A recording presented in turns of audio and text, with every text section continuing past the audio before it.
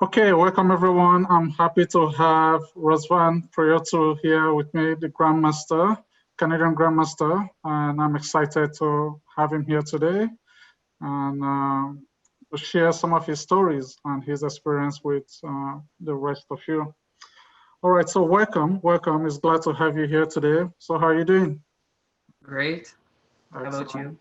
Yeah, I'm doing well. Thank you for making time for this. All right, so why don't we start by you sharing your story? So tell us a little bit, when did you get started in chess and what was it that captured your attention?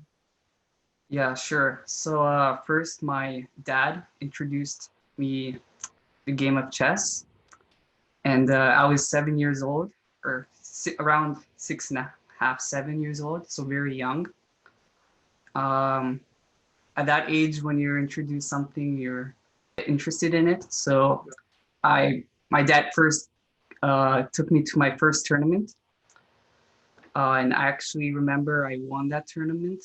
It was in Guelph. So I showed some talent for the game very early on. Mm-hmm. And then my dad kept taking me to tournaments. My Okay. first big tournament was the Canadian Youth Chess Championship under 8 years old in Ottawa. So already I had was playing in tournaments at such a young age. The next step was my dad first took me to my first chess club. Uh, Okay. there was a Burlington chess club nearby. That's where I live, Burlington, and I would Okay. go every Tuesdays nights. And then I later went to the Hamilton Chess Club every Friday, and that was a great way to get more experience playing chess because they would have tournaments, and every week you would play one game. Okay. Then my dad introduced me to my first coach, Mikhail Igorov, and Okay. he Oh, really okay. helped me uh, improve my chess. And after I kept playing in lots of tournaments around the GTA, like local tournaments, my rating improved, and I became one of the top juniors for my age group. Mm. Um, then after that, it became harder to improve. Uh, so we had to play in more international tournaments.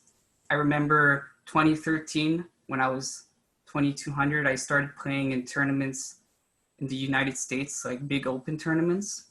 Oh, okay.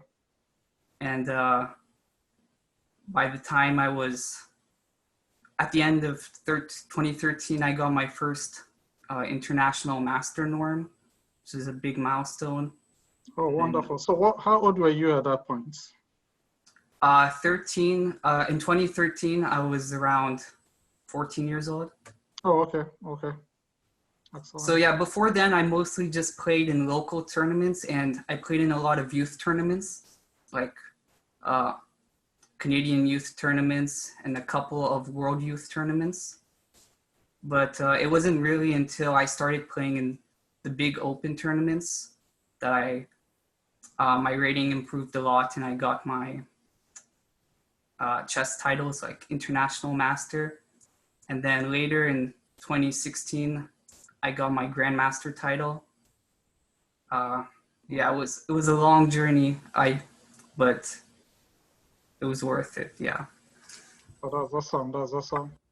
Um, all right. So what was the biggest motivation for you? What were some of the desires or some of the things you were looking to accomplish when you started playing chess very early on in your career?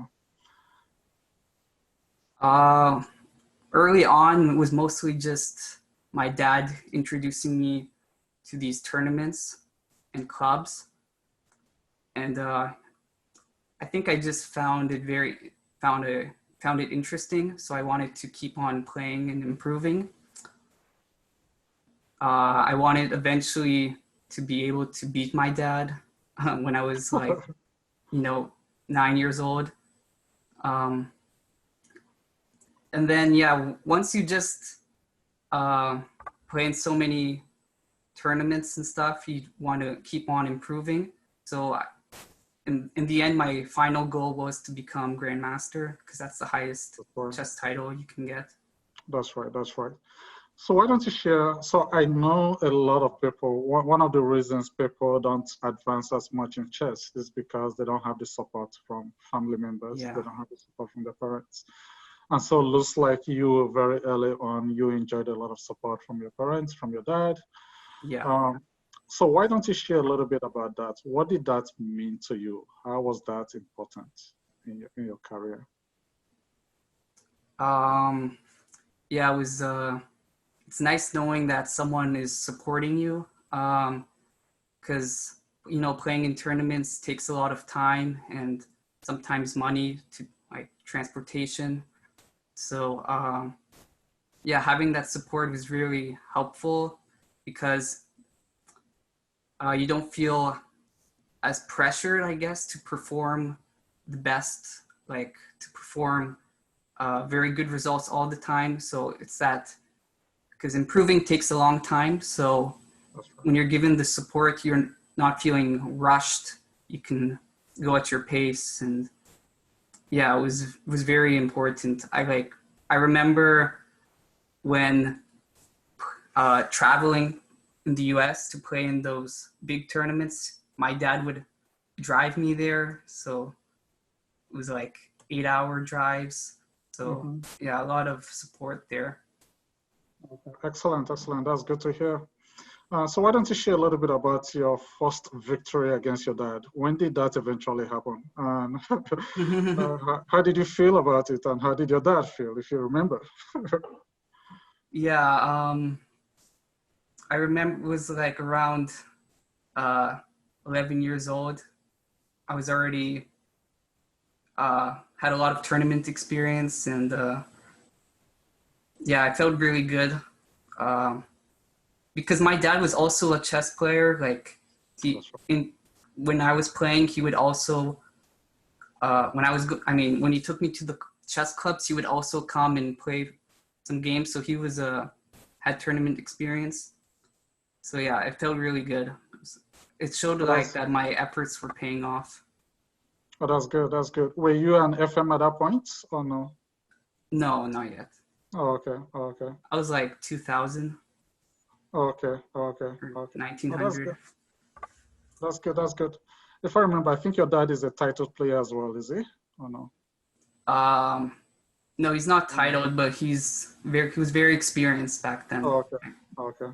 The journey in chess is very challenging, right? So there are lots of roadblocks that we encounter. So do you remember a time when you really encountered a really tough roadblock, something that perhaps discouraged you from pursuing your passion in chess? And if you did, why don't you share a little bit about that and what you did to bounce back? Sure. When I was already when I already reached master level, I found it very difficult to keep improving, because at that point you really need to play against titled players like IMs and GMs. And yeah, it felt like I wasn't learning as much from the games as before, which is why going to the United States and playing in those open tournaments helped me a lot. I always had like a coach to help me. So yeah, having a coach is very helpful. And I had a lot of playing opportunities, like around the GTA area with clubs and tournaments. But yeah, once you reach like 2100, 2200, it was getting harder to find the good tournaments to play in. So that was the major challenge for sure. Oh, okay. Okay. And so for you, I think some of the things I pick up from you. So one, you had a great support from your parents. Yeah. Secondly, you had the access to a coach. And so that was really, really helpful. and thirdly, you were exposing yourself to lots and lots of tournaments. Yes. And I think these are three key ingredients for all the chess players that are listening, people that really want to improve their chess. They need to, if they have three or some of a combination of any of these three things, it may help them in moving forward in their chess career. So that's awesome. That's awesome. So why don't you tell us a little bit about the impact? I mean, specifically the impact that coaching had on you. I know you probably moved, I'm assuming you moved through a number of coaches as you were advancing in your career. So why don't you tell us a little bit about that? All right. My first coach was Mikhail Igorov. That's right. He also lived in Burlington, so he would come over to my house and we would have some lectures 2 times a week or so. Yeah, the coach is very helpful because at that, when you're just starting and it's difficult for you to really notice where the mistakes were in your games. And that's one of the main ways to improve is to learn your mistakes so you don't repeat them. So yeah, having a coach really helped with that. And also just teaching the game of chess, like principles at that level, like opening principles, really important. So yeah, so having just someone to guide you is very helpful. And then only after I got to like master level, I started studying also by myself. Mm-hmm. At the first, I really depended on my coach to improve and just playing in tournaments. Okay. All right, that's good. So I know there's also a lot of discipline that is required. So particularly when you're young and you're in school, and so you're sort of multitasking, you're combining your studies with studies in chess. I know there's a lot of studies that is required if you really want to do well in chess. Mm-hmm. So how did you manage all of this? How were you able to prioritize chess and school at the same time? Because I know you're also a good student. So how did you do that? Yeah, it's tough, but you need to find the right balance. I mean, both were important for me. So I think you just have to make sure you save enough time to do both. So like, for example, to save, when playing chess and all these tournaments, I didn't have, as much time to do other stuff like after school clubs or something. So yeah, you have to be pretty motivated and devoted to spend the time. It's not easy, but you have less free time than others, but if you really like it, it'll be worth it. That's right. So in terms of improving your chess, did you have a specific plan? I know some people they will study chess for 1 hour every day, maybe play puzzles for 2-3 hours every day, maybe play actual games, maybe 1 or 2 every day, and they do that for an extended period of time.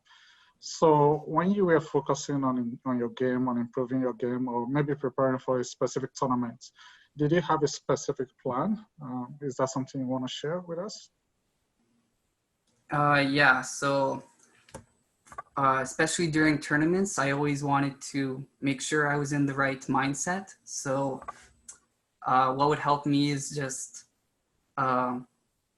doing lots of like puzzles, for instance, because you have to be mentally aware. And I would spend a few hours, like 2 to 3 hours a day, just going over puzzles, for example, or reading chess books. To just stay in that right mindset, because if you don't review chess or do anything chess related and then you play in a tournament, it can be very difficult to adjust. That's right. And if I wasn't preparing for a tournament, I didn't try to do a set number of hours, like study a few hours a day, but I would still find the time to do something, but not a fixed schedule. Like, Okay. so that was more lenient. Okay. Okay. So I think you bring up an important point when you talk about mindsets. So that is a concept I think is very foreign to a lot of young players. Right. So they don't know what mindset is. They don't know what it takes. Are you able to explain that, to break it down, maybe for the young player that is just coming up? What do you mean when you say being in the right mindset? Yeah. So when you're playing in a chess tournament, the atmosphere is a lot different than uh, anywhere else. You have to be focused. You want to have to be concentrated, motivated to play your best. So if you're just playing in a tournament, I mean, just for fun, like you don't have that kind of drive to do well, then it'd be a bit harder to get the results you want and improve. Okay, let's talk a little bit about your first IM norm. Yeah. I know that is always a big milestone for every chess player. You know, getting their first IM norm, maybe the second, and finally getting the title. So why don't you tell us a little bit about that? When did you get your first IM norm? And tell us a little bit about that experience. If you remember some of the games, some of the tournaments, and how you eventually got that. Yeah, I remember the tournament. It was the 2013 North American Open Okay. at the end of the year in December. So at that year, I was already hit 2,200 FIDE, like at the start of the year. And that's when I started playing in those tournaments, big open tournaments like World Open, Chicago Open, like in the States. So I've already played in several tournaments before, so I got the experience of how it works. Because 9-round tournaments are a lot different than your standard weekend tournament here in the GTA. It's a lot longer, and yeah, just more games, and it's a longer time control too. Yeah, I remember so to get an IM norm, there's lots of requirements. Like you have to have a certain performance rating and play players from different federations. So near the end of the tournament, when I was having a good performance so far, my dad told me about, the IM.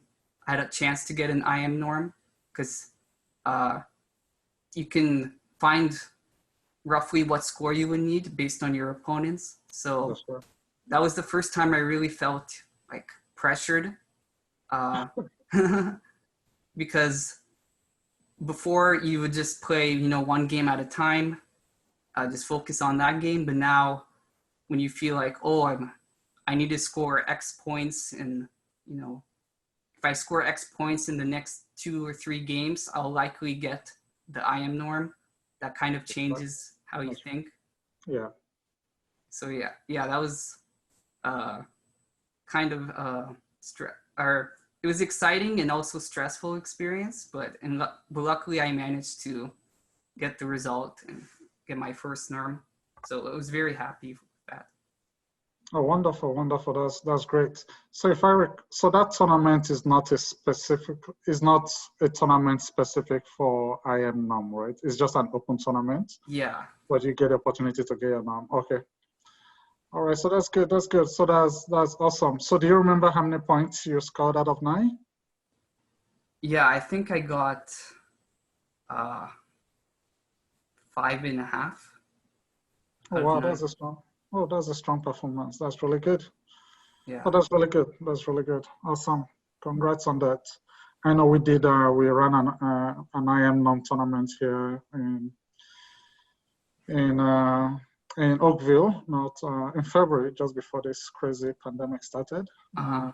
And I think Mike Plotkin and another US guy got their IM now, so that was really good. It was exciting Yeah. to be part of that. So that's good. Congrats. So what about the second one? The second because you need like 3 noms, right, to get your IM? Yes. What Yeah. about the second one? When did you get the second one? Was it easier or was it harder than the first?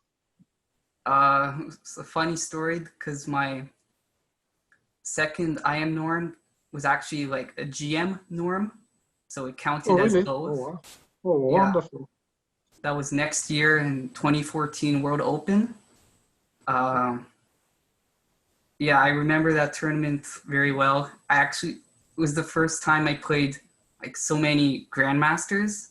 Out of 9 games, I played 8 grandmasters because I Wonderful. kept playing up in the Okay. rating. uh, so yeah, I got again 5.5, but because I played a lot higher rated opponents, that was enough for a grandmaster norm instead of international master norm. Oh, Uh, wonderful. Wonderful. So that's really great. Do you remember how many grandmasters you won? How many games you won? yeah, I won 2 or 3 games. Okay. So overall, I think I won 3 games.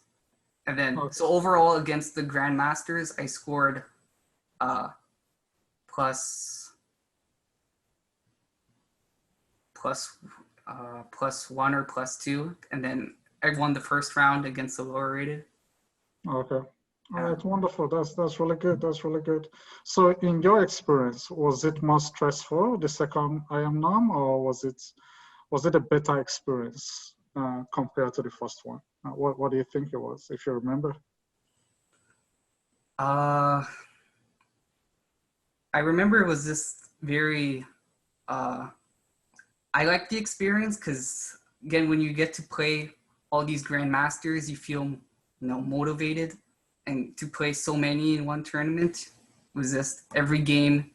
Uh, you knew you'll have a tough game, and hopefully learns a lot of stuff.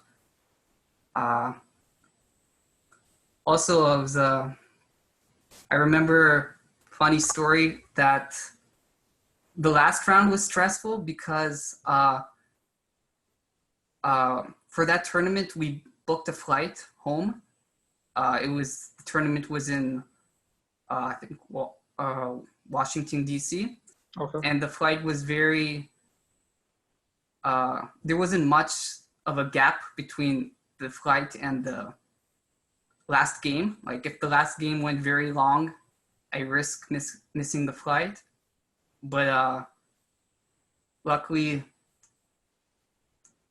that wasn't an issue. And I actually guaranteed my norm without, like, no matter what I did the last round, after 8 rounds, I guaranteed my GM norm. So Oh, wonderful. that was Okay. very, like, released a lot of the stress. Because, yeah, playing in the last round where you need a certain result is most stressful. Yeah, I would imagine. Okay. Oh, that's good. That's good. All right. So what about the last norm, the last IM norm? How was that? When did that come? How long did you have to wait? That came only like a few months later. There was a tournament again in the U.S. U.S. Masters tournament. Okay. It was at the end of August, beginning of September, and yeah, I got another good result. So I got my final IM norm. Oh, okay. All right. Excellent. Congrats. That was awesome. So I believe after the IM norm, I guess you were motivated to push on to get your grandmaster. So why don't you tell us a little bit about the journey to getting your grandmaster title? Um, so you got your IM title in 2014, right? Yeah. Okay. And then you got your grandmaster title in 2016. So 2 years. All right. So tell us Yeah. a little bit about that journey. I know there's probably some frustration, but tell us a little bit. Share your story. Yeah. Okay. So my second GM norm actually came again a few months later. in October, there was a Spice Cup in St. Louis organized by Susan Polgar. Yeah. And yeah, I get another good performance. So I was playing in a lot of tournaments there back then. And that was my second GM norm. But then it took a very long time for me to finally get my last GM norm. I remember, and from 2015 to middle of 2016, I kind of plateaued. My rating stayed around 2040 50, 2040 60, so not much difference. And yeah, I was never really got close again to getting the GM norm. I remember I tried playing in new tournaments. I went to Europe for the first time. I played in Capella Grand, another open tournament, and then Reykjavik. But again, it was just like average performances, won or lost a few points, so my rating didn't really change. And yeah, that got very frustrating for sure, because at that point it's been a year and my rating was still roughly the same. So I think the most important thing was I started studying more seriously chess, and I also just changed my mindset. Like, I was really trying to get GM as fast as possible because I was already so close. I wanted to get it right away, but that's not really a great way to think about it. I think you should just go step by step. Enjoy the journey, because although I didn't, get the results I wanted, I still played in all these great tournaments and got to travel a lot too. So, and then in 2016, again, the World Open tournament I played in, that was when I finally got my last GM norm. And then all I needed was just to improve my rating to 2,500 live. And I did that in the next tournament. So yeah, all of a sudden, few years without improvement, and then in just the span of a few months, giant improvement. So. Oh wow, that is a great story. And so what I would like for the viewers to get is just to get some. I know you were in this journey for almost 2 years, for over a year and a half, almost. You didn't see between any IM and GM. That's right. So tell us a little bit. What was I imagine you had a coach this period. Yes. Yeah. So I was taking online lessons. Okay. So what role did the coach play in helping you get over some of the frustration you were feeling along the way? Yeah, so my coach at the time was a GM from Romania. And the coach is really helpful just to, when going over your games, again, just that more experienced player, because he had a lot of coaching experience. He can tell why I was making these mistakes, and just gave advice. And he also recommended lots of study material, like books, and even like what openings I can try to learn, because I might talk about this later, but I think finding the right openings that match your style is very important as a player. So that takes a lot of time to, figure out. So yeah, and also just another supporter, knowing that someone's wishing you to do the best, to finally get, the GM title. That also helped. That's right. Okay, so that's really good. Thank you. So if you could, so I know you had this transition. It took you almost 2 years to get to your GM. If you could point to one or two things that may have, that you think were got in the way of you getting your GM quickly. I don't know if there's one or two things you think you can point to. Because I mean, all of a sudden in a span of 2 months, you were able to accomplish the goal.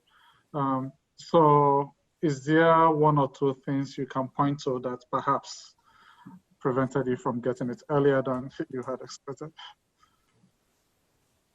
I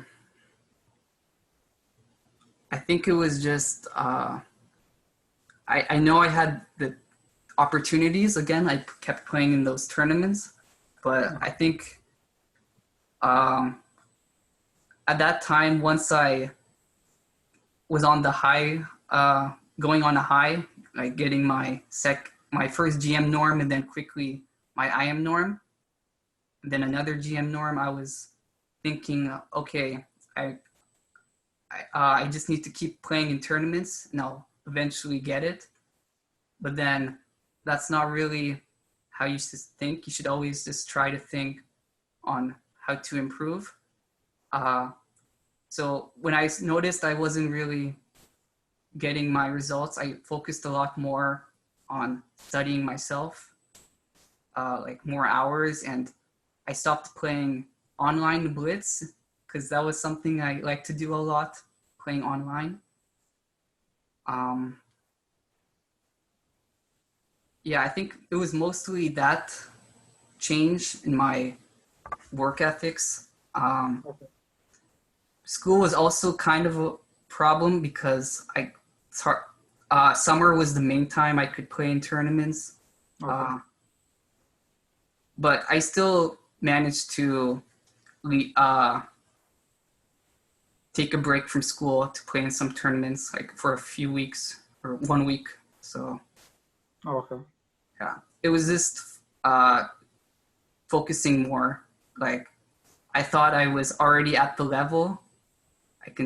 I'll just get it naturally, but you always have to put in more work if you really want it. Yeah.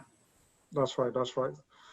And so, I mean, that's one thing we hear all the time. You know, you get to a certain point in your career where you've achieved some success, but oftentimes that success may not be sufficient to get to the next level. You always need to keep improving.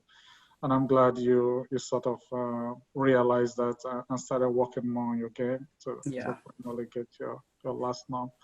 So that's awesome. So if there are three things that you think prevent most people from really advancing in their chess career, particularly the young players that are going to be watching this and listening. So what are the three big obstacles you think prevent people most of the time from achieving their goals when it comes to advancing in their chess career?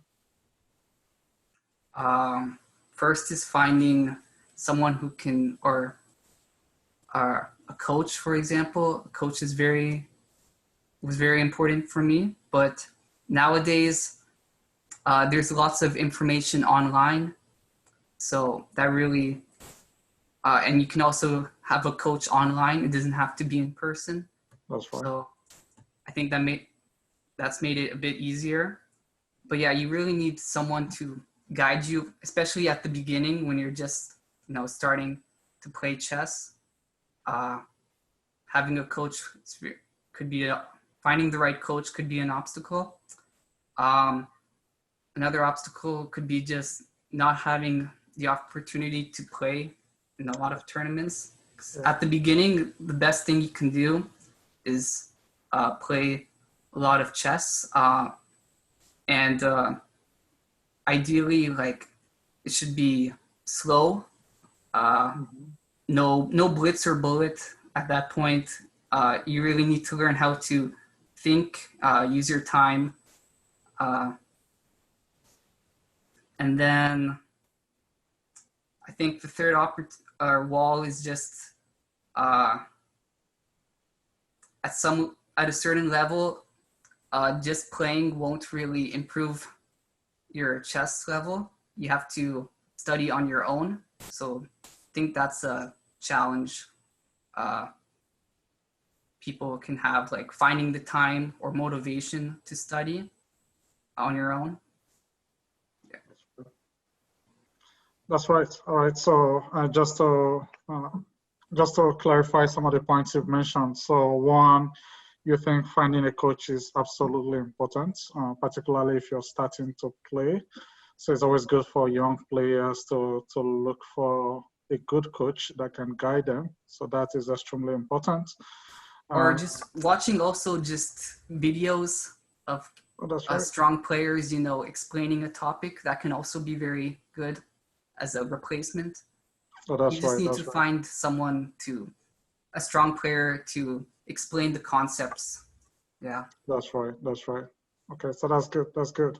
Also, you know, playing as much as you can because you get the real experience from playing. But Yes. again, avoiding playing a lot of blitz, Mm-hmm. particularly if you don't have the concepts really um, ingrained in you. So it's good to have all the concepts mastered before you start going into playing blitz. Yeah. So that's good. All right, excellent. Thank you.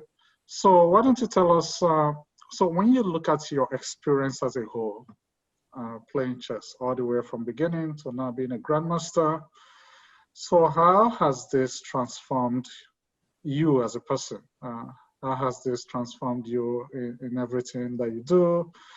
How have you benefited from chess in all the other things that you do? I know you're still in school. So do you want to share that?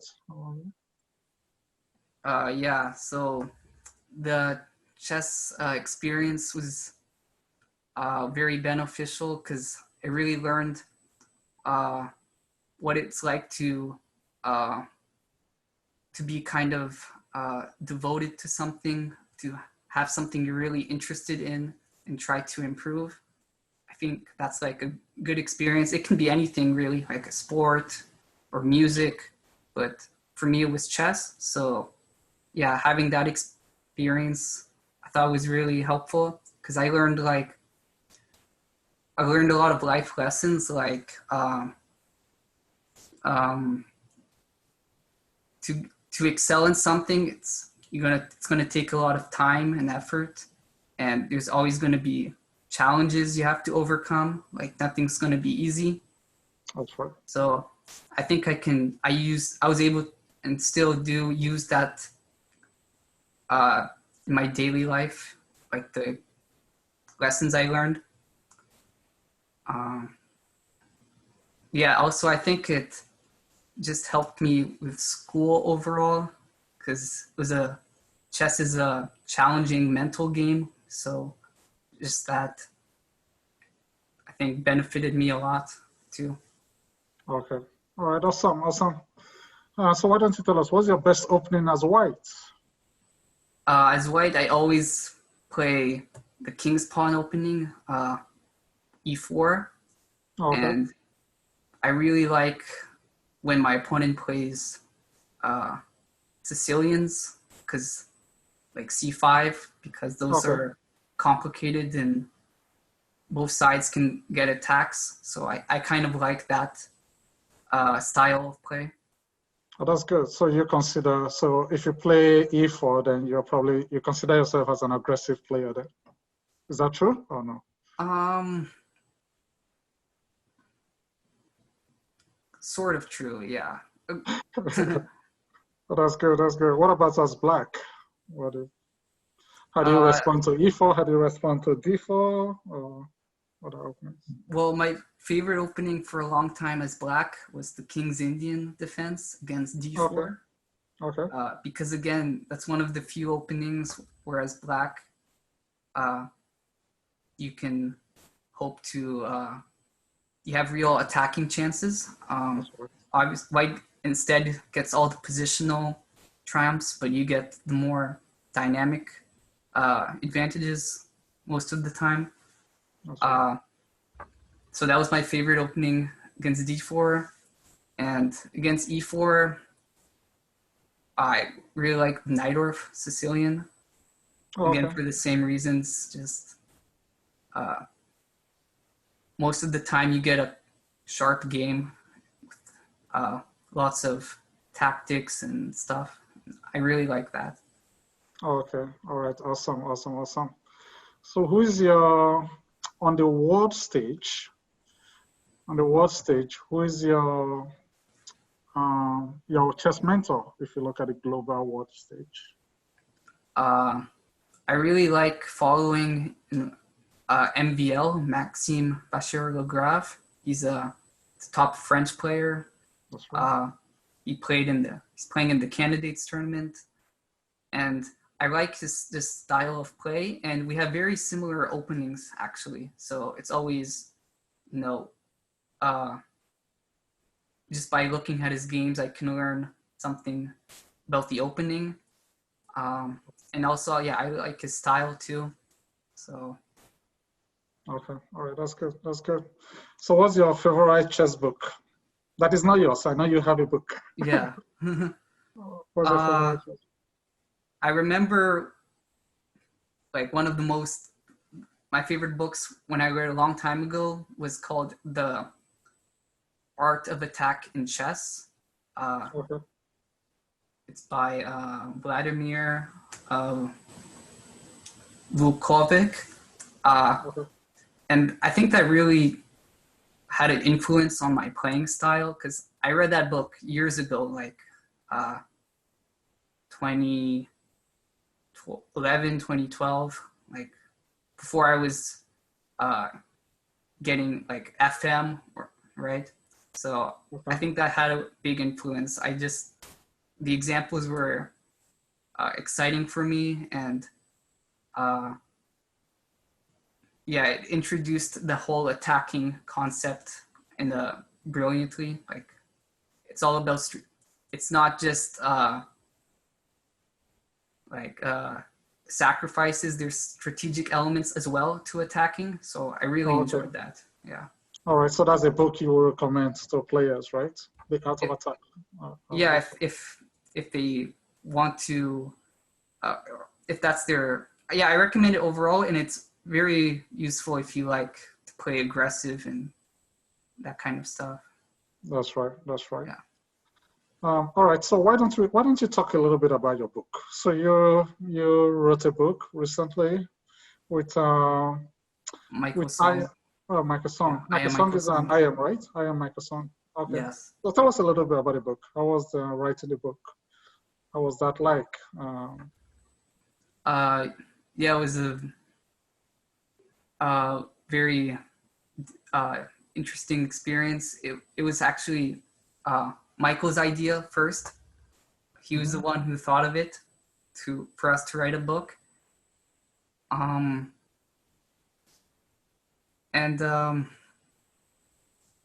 Yeah, it was that was my first time ever or trying to I've written like annotations to my games, but a chess book is something like completely different. So yeah, it took a lot of time. We started writing the book in summer, or I think 2015 summer, and then we finished it in May of the next year, 2016. Okay. So yeah, it was a great experience. I enjoyed it a lot actually, because it was a topic I really like. It was about attacking chess. So That's right. yeah. Okay, excellent. So we'll certainly drop the links to those books. Those books you have them on. Where can players find the book if they need to buy it? I think it should be on Amazon, and I know Strategy Games had some books too. Chess, like a board game store. That's right. That's right. Yeah. Okay. All right. So thank you. So we're going to go into the game, but before we do that, if our listeners want to know more about you, if they want to get your book, if they want to follow you, reach out to you, what's the best way they can get a hold of you? So I actually have on a blog online. It's called Oh, you do? Okay. GM Razvan blog.com. Okay. There they can find like information about me, see what tournaments I've played in, see like events I've done and stuff like that. And I also they can message me on the blog. Okay. And it also points to like some social media that I have. So Okay. yeah, that's the best way to get in touch with me. Okay, excellent, excellent. All right, so why don't you go to a game now? I know you have a game that you want to share with the players today. So Maybe just set the stage for this game. This game was played 2 years ago in the Quebec Open. I think in August. It was during summer, or it was a strong open tournament, one of the few actually in Canada with 9 rounds. So there were several GMs, including myself. And in this round, I was playing against the highest rated opponent in the tournament, Edouard Roman, a French grandmaster. He's a very,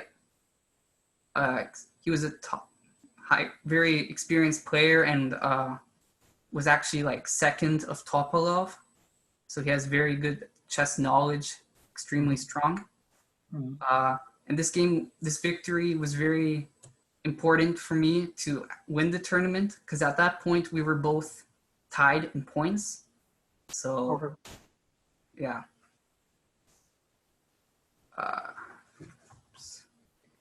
So I'm white, played King's Pawn E4, Knight F3.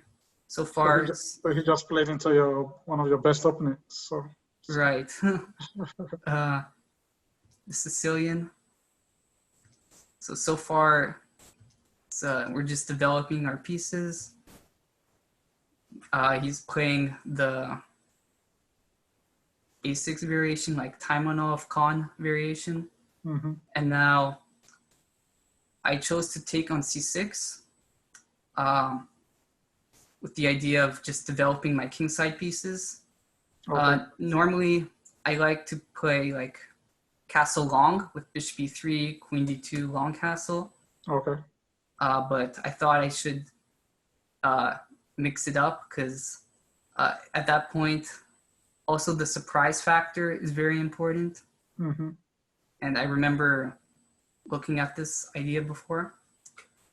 So black takes with the b pawn because as a general principle, you want to bring pawns toward the center and you don't want to allow the queen exchange. Bishop d3, d5. So yeah, white just finishes development. Knight f6, rook e1, bishop e7, e5. So we're chasing away the knight, and the idea is to play queen g4 to attack the g7 pawn. This is a common idea with the pawn on e5 to attack the g7 pawn with your queen. And now black's pretty much forced to move the king because castle is met by bishop h6, and also after g6, bishop h6, there's too many dark square weaknesses. You really want that pawn on g7 to control f6, h6 squares. So black plays king f8. So it looks at first sight, not very good for black because he had to move his king. But he has a lot of dynamic play in the center. If he can get those pawns rolling with c5, and then put the bishop on the long diagonal, bishop d7, and then he has ideas of playing c4 or d4. He can get his pieces become very active, so that's kind of compensation for his poor king placement. So I played knight a4 because one of the common ideas to respond to black's advance c5 is for white to play c4. So then you have to move the knight out of the way. Okay. It also just restricts black's knight. Black plays in the game e1 queen a5. So it's attacking the rook on e1. And already here, there's not that many squares for the bishop to move to defend, to connect the rooks. E3 would hang the e5 pawn, f4 would hang the knight. So, I went rook e2 in the game. The only other move, reasonable move, like development, was bishop g5. But I saw there were some concrete problems with the knight hanging. Yeah. So after take, black can't take right away because there's mate on d8. But after h6, my queen has to go back defending the knight. And I kind of just waste a lot of time moving the queen. Yeah. So black finishes development. And again, now I have to defend the knight again. So I didn't really like the exchange. I went rook e2. Black plays a5. And now an important move after queen f4, g5. The queen doesn't have any squares on the fourth rank to defend the knight. Yeah. But white can play bishop d2. In between move, attacking black's queen. So now he takes the queen. And then I remember there was a game, Caruana Topolov, in 2014. So a long time ago. Black didn't exchange the queens, and he got a really bad position because with the queens on, the king is very unsafe. But yeah, my opponent improved and exchanged queens. So here I was not very familiar with the position. And I thought it was very complex because if you look, black has a very bad pawn structure, like doubled pawns. That's right.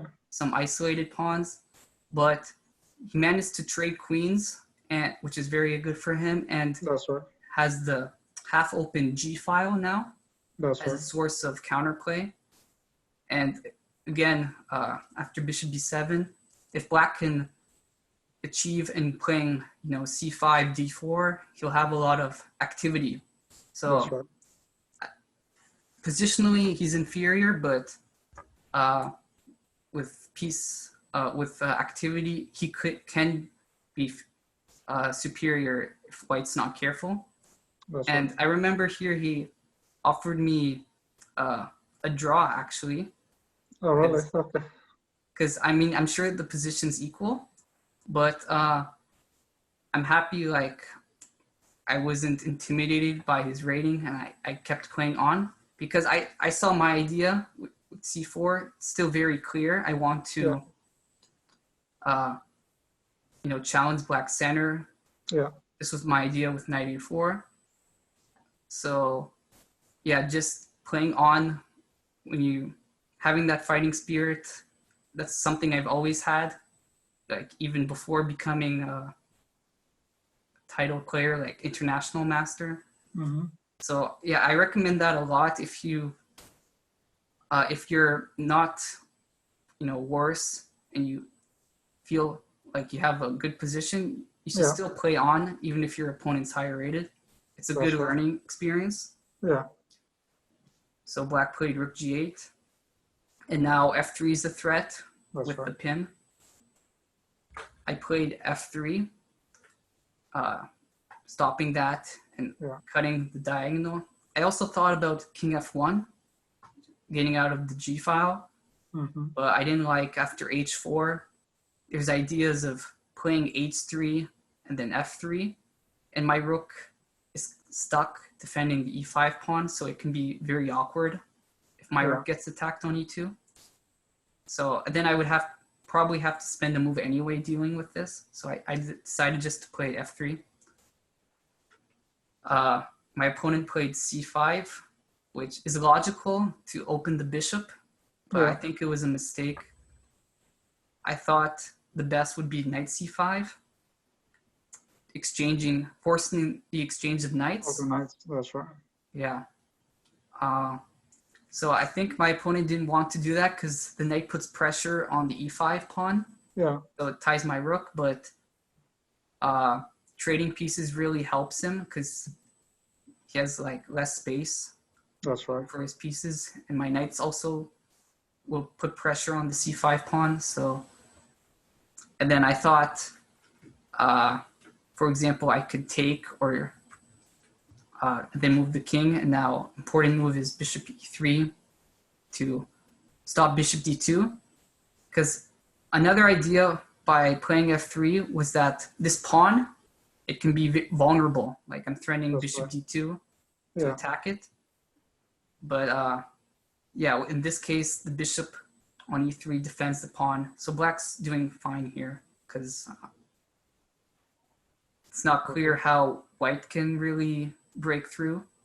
He's very solid. Yeah. And then even here also, black's doing fine because he can play c5 and open up his pieces. Yeah. So I took on d5, which is correct because I need to open up the position. He took with bishop.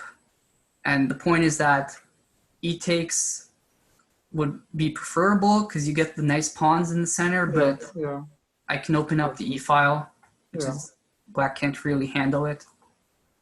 And now bishop e4 is a good move, trading black's best piece. So already here I felt I had the advantage. So I was happy I played on. My opponent played rook g5, attacking the pawn. That's right. Taking only helps because my rook isn't the best square, attacking f4. I played rook a to e1, defending the e5 pawn more. I think it was more precise just to take right away and then play rook e1, but I didn't feel like it made a big difference. So I thought, why not leave that option open? Yeah. My opponent played h4, hoping for h3 counterplay. Yeah. And I was considering this exchange sacrifice with rook takes e5, because the point is after bishop c7, there's no good square for the rook. Rook g5 is met by bishop f4, and you're going to lose material. But black can sacrifice the exchange. Now he has a pawn for it, and my knight's hanging, so I have to move the knight.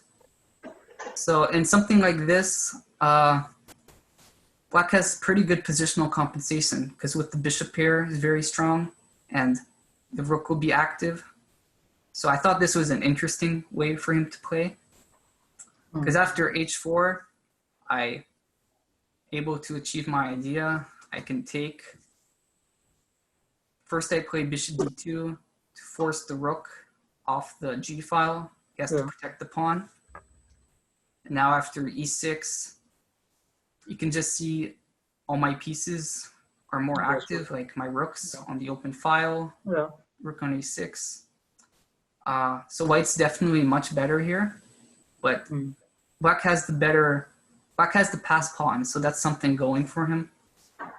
He played bishop f6, activate the bishop, but now my rook is well placed on d6, rook a7 to defend the knight, and now just a slow move, king f1, getting out of like bishop d4 checks, improving the king to maybe go to the center. He played h3, trying to break up my pawn structure. And here, I think I made like my first real mistake. I played knight c3 because didn't like my knight still on e4. I wanted him to either advance the pawn or take on c3, but it was better just to first take on d4, on h3, sorry. Yeah. I didn't like after bishop d4, there's ideas of using the g file, like knight f6, rook g7, but this was kind of like ghost threats because my king can always escape to e2 and d1. So just taking the pawn would be good because black would have to spend time if he wants to win it back. I took with the king. He took on c3. I think it was best to play d4, not giving up the bishop, because after knight d5, bishop g5, it looks like a bad bishop, but black's able to keep this good structure with the passed d-pawn. And he can always try to trade it away at some point, like trade pieces with knight f6 or bishop e7, like after rook c1, a5, to stop b4. Again, the structure is very good for him, so he would be okay here. But instead he takes. And now I took with the bishop. I was already happy that he had to get rid of his bishop.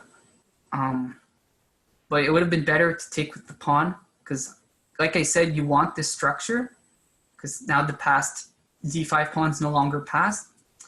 The problem was I was worried of like counterplay on the b file, rook b7 with rook b2. But white has a very good move h4, and now the king will be very safe on h3. So white keeps an advantage because now also a6 is hanging, and the rook has to defend the knight. So this would be good for white. D4, black plays d4, cutting the bishop, bishop d2, knight f6. So his idea was to play knight d5, and then it also opens up his rook to go to g7. But now I have a really strong reply, b4, challenging his pawn structure. That's why I think I thought knight e5 was better, because now I can't play b4 anymore, because there would be problems with f3. Rook g7 checks the problem. So one line I looked at was rook d5, pin the knight, check, move the king, and now simply just defending the rook. So now f3 is hanging, and black has a fine position. Like his knight's active, so he should be fine. But now after knight f6, b4, the center opens. I challenge this strong structure, and now the bishop becomes a lot more active because one thing to know is that when your opponent has a bishop and you don't, you want to keep your pawns on the structure, on the color of his bishop, because it really restricts it. So now with b4, I'm undermining this structure.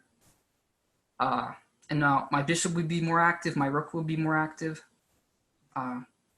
Black plays rook b7 to, and now I play important move rook c1, stopping c4. So now I can threaten to take on a6.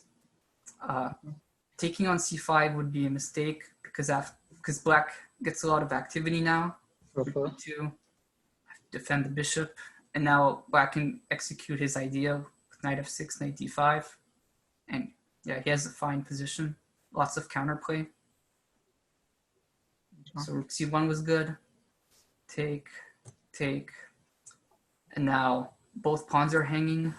The b4 pawn is more important because L gives him more counterplay, so plays a5, bishop takes f4, and here was like first time I thought I have really good winning chances now, because before it was equal material and complicated, but now white's just up a full pawn and has the better minor piece with pawns are on both sides. The bishop is a lot superior to the knight.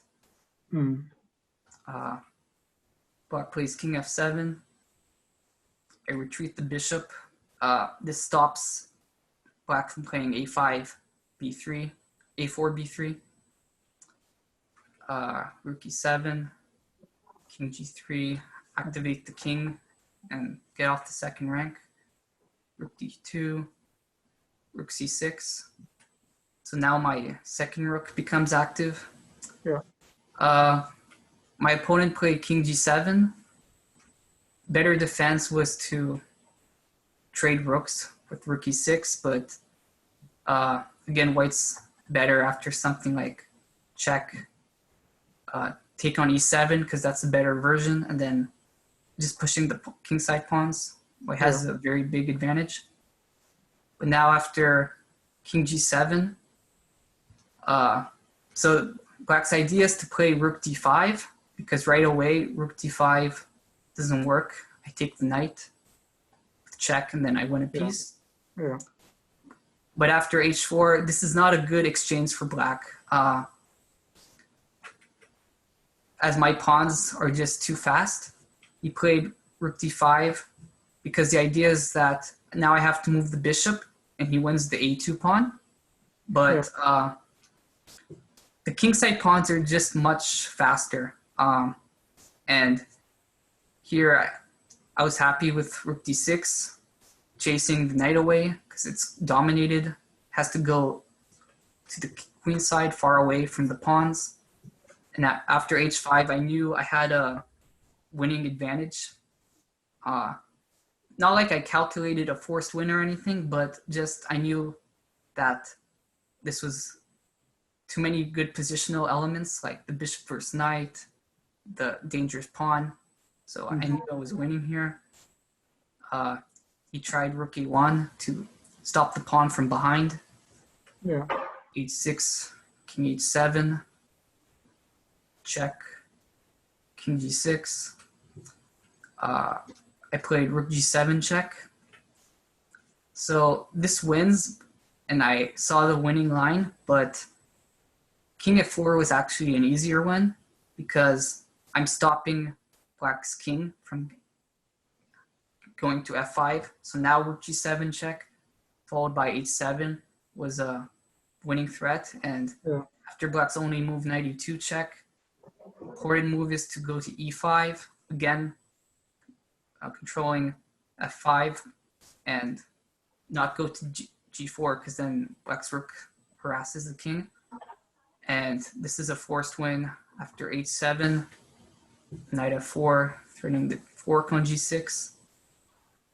And then it's check, so I just take the knight and then I promote, and then white's winning queen versus rook.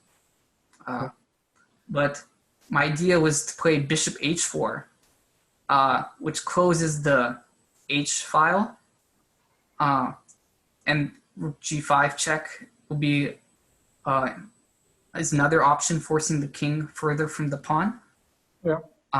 So I looked at h7, but the problem was black puts the rook behind, and now if bishop h4, there's knight e2 check, and I have to move my king away from the bishop, so black stops the pawn and is able to draw. So now my opponent played rook g1 check. I saw knight e2, just king h2, and now the difference is after rook h1, I first play rook g5 check, gaining the g4 square for my king. So after here, knight e2 check, I can just play king g4 and I win because my king escapes to h5 and h6, and then the pawn promotes.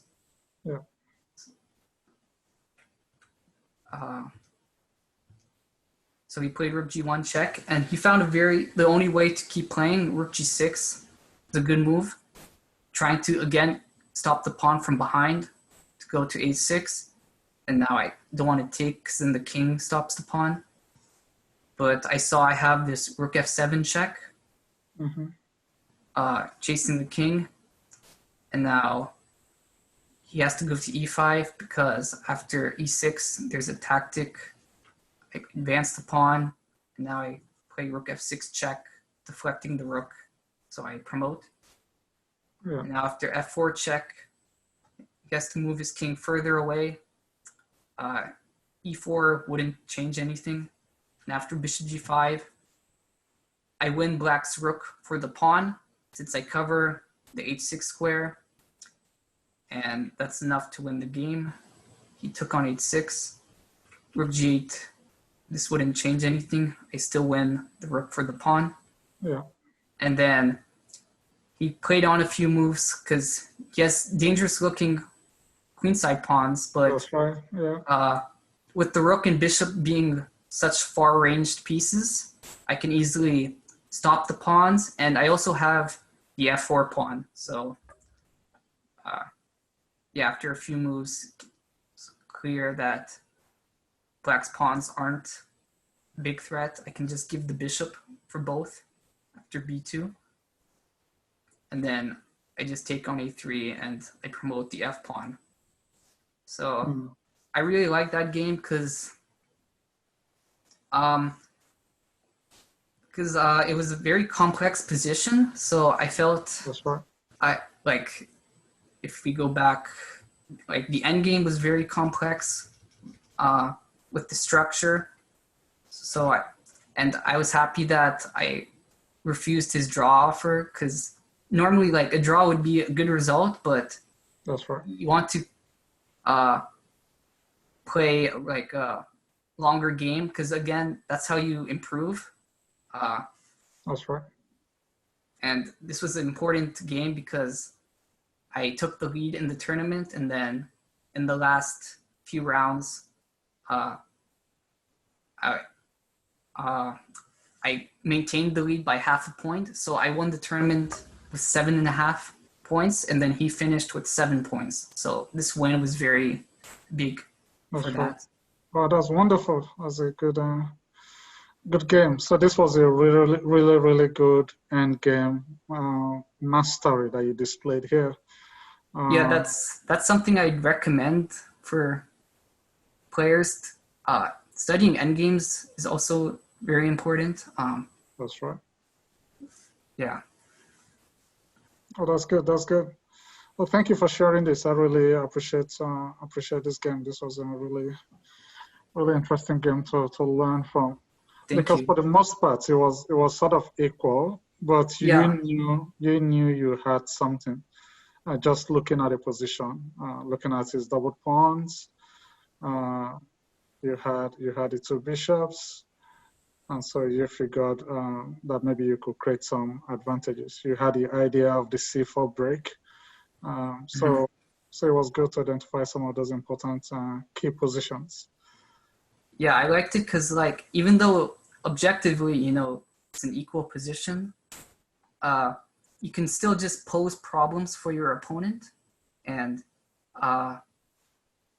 it's not always guaranteed that your opponent will react the best way. So it's always good just to try. Like even if you think if you have a safe position and you can play on, you should for sure. That's right. Yeah. Okay, this is awesome. So thank you so much. And so we're gonna drop the link to your blog, and so people can always reach you, get to find you. So what's the blog again? Razvan? GM Razvan blog.com. Okay. Do you blog a lot? No, it hasn't been updated recently, but I still check it out in case someone messages me, for example. Okay.